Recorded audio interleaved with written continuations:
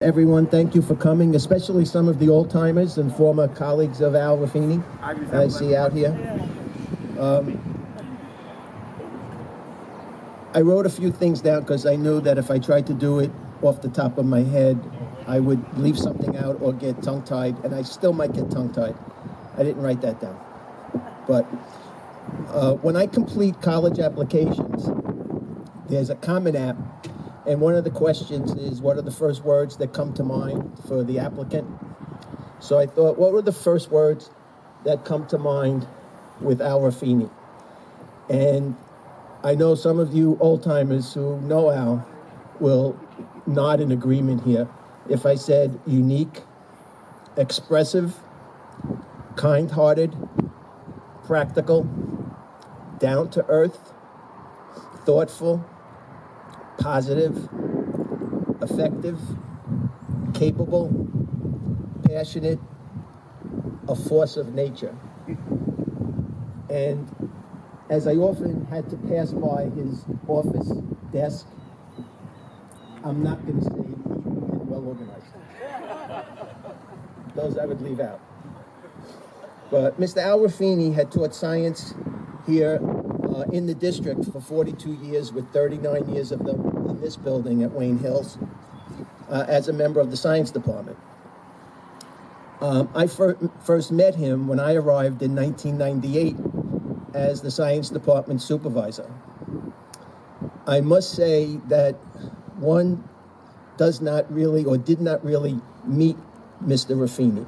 It was more of a memorable encounter. And I could not have asked for a more supportive or cooperative colleague. And I'll use the word uncle. I'll explain that later. Okay? I learned many things from him, especially in my first year here. It was like an episode of Undercover Boss, really. As a professional, he taught everything: physical science, earth science, physics, chemistry, and his main love, biology. As a human being, he had unique quality and personality to guide and direct students from all levels and needs to appreciate, grow, and absorb the wonders of science and life. He had really that magic touch. He was a true educator whose energy was inspiring. He was a teacher's teacher, as they say. In addition to his love for teaching in the classroom, he was involved in everything, everywhere in the school community and this town. Ecology Club, Outdoor Club, Future Teachers, and most noteworthy, the Community Service Leo Club, who hopefully we have some members here still as that club goes strong in these days. The man had, as we like to say, a heart of gold. His secret to success started with a love for teaching, with his love for teaching, and with his ability to communicate. He would often tell me his simple philosophy: first, establish an environment that is pleasant and comfortable, and then begin to teach with the attitude that each individual is important. He believed that a school was the best place to help young adults find their place in the scheme of things and in life.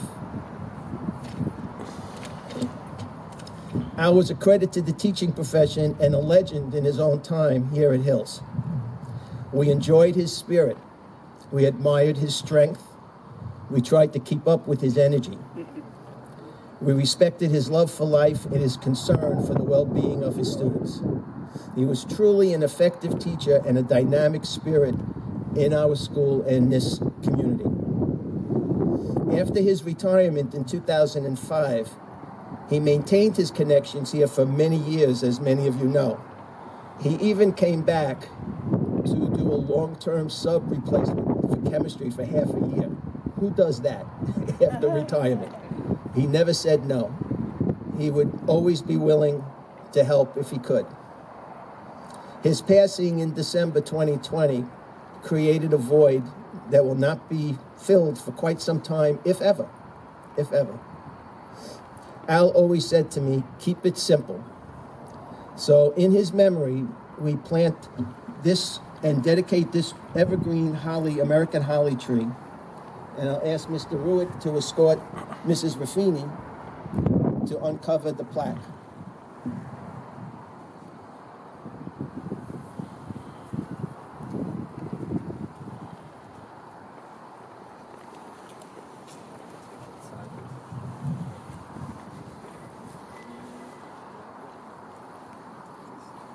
And Mr. Ruick, would you read the plaque? Oh, in memory of science teacher Albert Ruffini.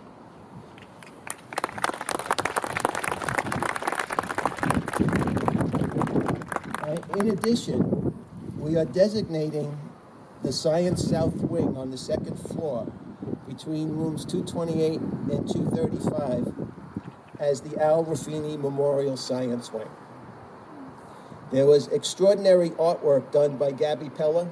I don't know if Gabby's here. I don't see her. And craftsmanship and design by Rob Yost and Pam Stommel. And Pam, I'll call her the production manager. But they created this placard. And there are 4 of these placards that will be mounted in the hallway on the second floor. And again, I'll ask Mr. Ruick to unveil this with Mrs. Ruffini.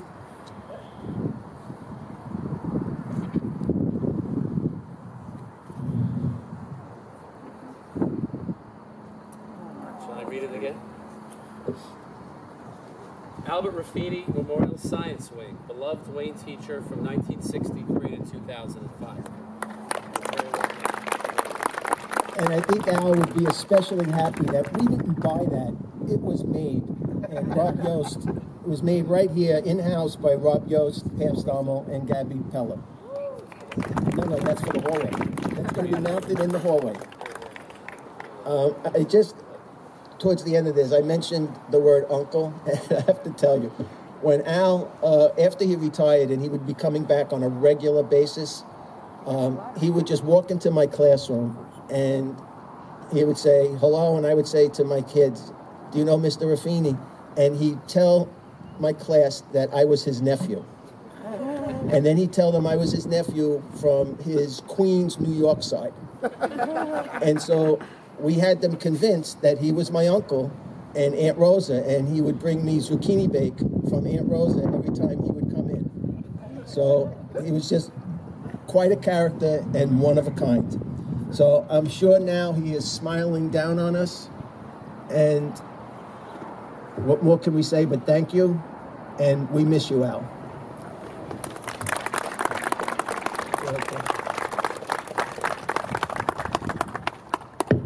A big thank you has to go out, of course, to Dr. Defina, who organized all this and kept the fires burning for Albert. And that's the first time I've actually heard him called Albert. He was always Al.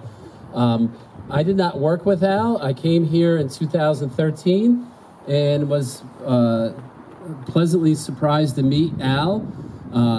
He congenial, happy, just a good guy. Of course, we would get our lottery tickets, for those of you who remember that, and we'd chit-chat, and he certainly loved the Leo. So I'm glad to see all of you that came out for that. He did love that club, and he kept that going very nicely. Ms. Fishman now runs that organization. And again, I think a genuine person, which you don't really meet that often. And of course, who could forget all his, when he presented at the award ceremonies, his speeches.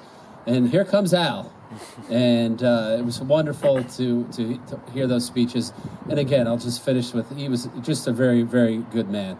So thank you all for coming out today, and I appreciate it. Thank you.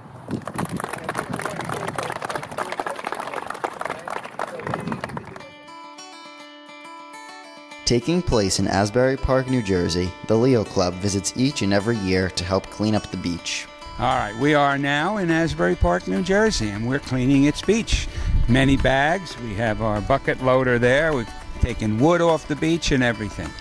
So we keep this beach nice and clean, as does the municipality of Asbury Park.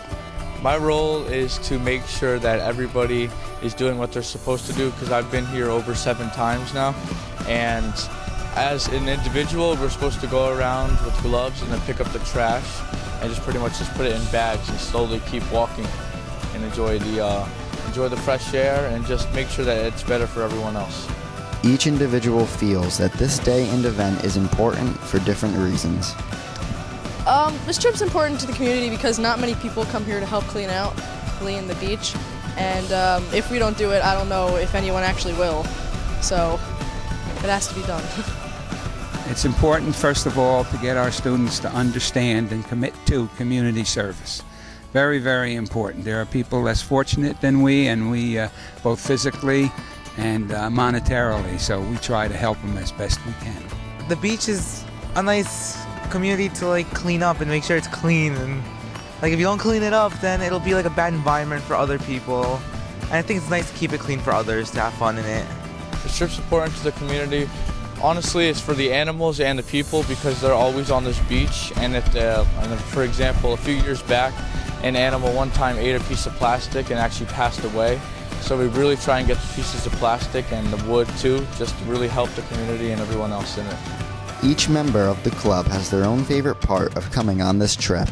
My favorite part of the trip is just being at the beach and being able to hang out with my friends and have a good time on the beach, collect shells and stuff, but also help the community at the same time. My favorite part about this trip has to be that normally we go on this trip in October. In October it's kind of breezy, but it's also nice, so we're on the beach.